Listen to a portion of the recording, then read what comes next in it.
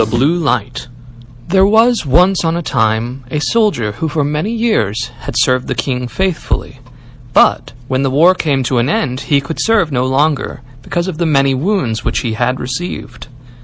The king said to him, "You may return to your home. I need you no longer. You will not receive any more money, for only he receives wages who renders me service for them."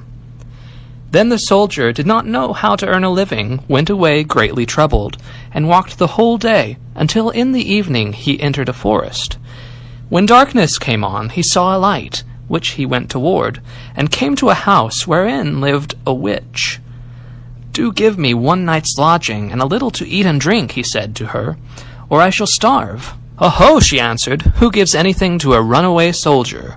Yet will I be compassionate and take you in, if you will do what I wish." "What do you wish?" asked the soldier. "That you should dig all around my garden for me tomorrow." The soldier consented, and next day labored with all his strength, but could not finish it by the evening. "I see well enough," said the witch, "that you can do no more today, but I will keep you yet another night in payment, for which you must tomorrow chop me a load of wood, and make it small."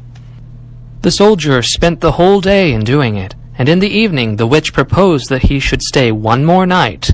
"Tomorrow you shall do me a very trifling piece of work. Behind my house there is an old dry well into which my light has fallen. It burns blue and never goes out, and you shall bring it up for me again." Next day the old woman took him to the well, and let him down in a basket. He found the blue light, and made her a signal to draw him up again. She did draw him up, but when he came near the edge, she stretched down a hand, and wanted to take the blue light away from him. "No," said he, perceiving her evil intention, "I will not give you the light until I am standing with it both feet upon the ground." The witch fell into a passion, and let him fall down again into the well, and went away.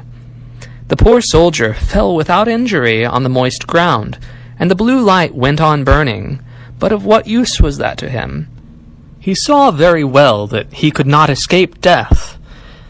He sat for a while very sorrowfully. Then suddenly he felt in his pocket, and found his pipe, which was still half full of tobacco. "This shall be my last pleasure," thought he, pulled it out, lit it at the blue light, and began to smoke. When the smoke had circled about the cavern, suddenly a little black man stood before him and said, "Master, what are your commands?" "What commands have I to give you?" replied the soldier, quite astonished. "I must do everything you bid me," said the little man. "Good," said the soldier, "then, in the first place, help me out of this well." The little man took him by the hand and led him through the underground passage, but the soldier did not forget to take the blue light with him.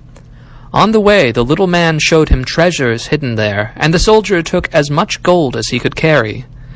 When he was above, he said to the little man, "Now go and bind the old witch, and carry her before the judge." In a short time she, with frightful cries, came riding by, as swift as the wind on a wild tomcat, nor was it long after that before the little man reappeared.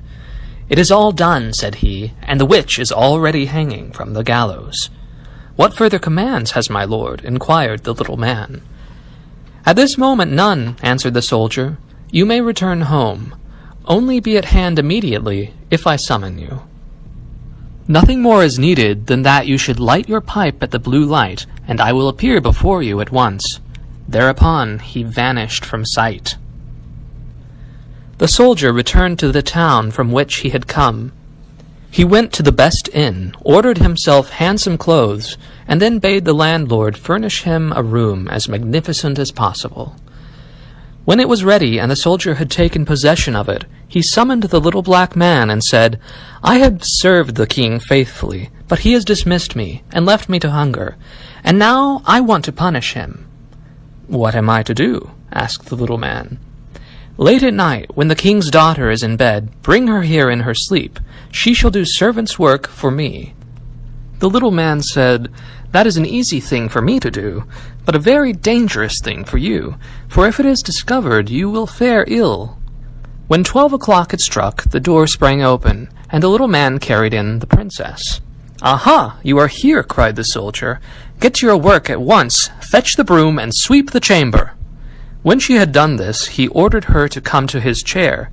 Then he stretched out his feet and said, "Pull off my boots for me," and made her pick them up again and clean and brighten them. She, however, did everything he bade her without opposition, silently and with half-shut eyes. When the first cock crowed, the little man carried her back to the royal palace and laid her in her bed. Next morning, when the princess arose, she went to her father and told him that she had had a very strange dream.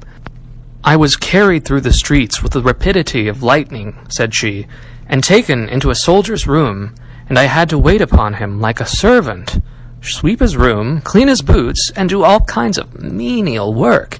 It was only a dream, and yet I am just as tired as if I really had done everything."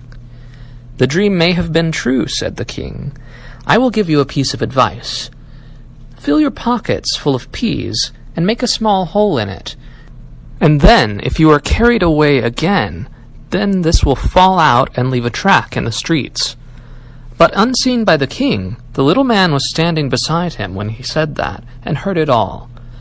At night, when the sleeping princess was again carried through the streets, some peas certainly did fall out of her pockets, but they made no track, for the crafty little man had just before scattered peas in every other street, and again the princess was compelled to do servant's work until the cock crow. Next morning the king sent his people out to seek the track, but it was all in vain, for in every street poor children were sitting, picking up peas and saying, "It must have rained peas last night." "We must think of something else," said the king. "Keep your shoes on when you go to bed, and before you come back from the place where you were taken, hide one of them there. I will soon find it." The little black man heard this plot, and at night, when the soldier again ordered him to bring the princess, revealed it to him and told him that he knew of no way to overcome this stratagem, and that if the shoe were found in the soldier's house, it would go badly with him.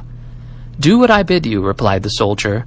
And again this third night the princess was obliged to work like a servant, but before she went away she hid her shoe under the bed. Next morning the king had the entire town search for his daughter's shoe. It was found at the soldier's, and the soldier himself, who at the entreaty of the little man had gone outside to the city gate, was soon brought back and thrown into prison. In his flight he had forgotten the most valuable things he had, the blue light and the gold, and had only 1 ducat in his pocket, and now loaded with chains he was standing at the window of his dungeon, when he chanced to see one of his comrades passing by. The soldier tapped at the pane of glass, and when this man came up, said to him, "Be so kind as to fetch me the small bundle I have left lying in the inn, and I will give you a ducat for doing it."